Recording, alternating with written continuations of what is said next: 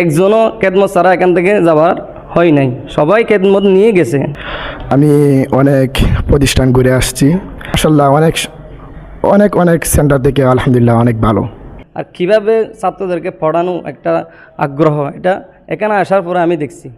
কিন্তু অথচ আমার বাড়ি কক্সবাজার জেলার টেকনাফ। তো আসলে এখানের উস্তাদরা যেভাবে শিখিয়ে দিচ্ছে অতি সহজে আমি শিখে গেছি। আমি আসলে এগুলো ভাবতে পারিনি যে এত দ্রুত শিখে যাবো। আমি লাহান শিখতে পারছি, কয়েকটা লাহান, যেমন মাকাম রাস, মাকাম জেহেরকা, মাকাম হিজাজ। তো ইব্রাহিম শাইখ রশিদি সেন্টারে শাইখরা 24 ঘন্টায় মেহনত করে সন্তানদের মতন বুঝিয়ে বুঝিয়ে পড়ায়।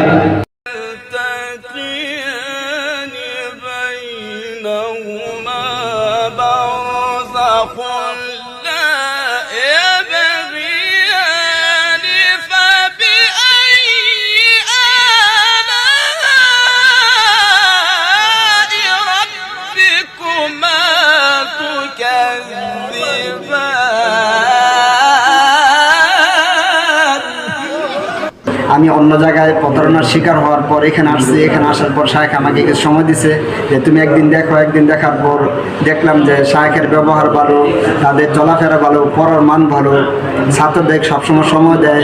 এরকম অনেক ট্রেনিং সেন্টার আছে এই সাইনবোর্ডের মধ্যে, কিন্তু ওইগুলোর মধ্যে আপনারা যদি যান তাহলে দেখতে পারবেন খাবারের মান ভালো না, পানির মধ্যে গন্ধ পায়, এরকম অনেক সমস্যা থাকে। কাজে আপনারা যে যদি কেউ ফার্স্ট ট্রেনিং সেন্টার যোগাযোগ করতে চান তাহলে আমি মনে করি এখানে আসলে মনে করি যে ভালো হবে। তো ইনশাআল্লাহ ধারাবাহিক কথা মানে চলতে থাকে, কম সময় এমন হয় না যে মানে ঘন্টা বেশি গেছে শায়েখরা আসে না। তো ইনশাআল্লাহ আমার সেন্টারে শায়েখরা মানে থাকেই না, একটু কষ্ট করে 10 মিনিট চলে যায়, পরে আমাকে বলছে।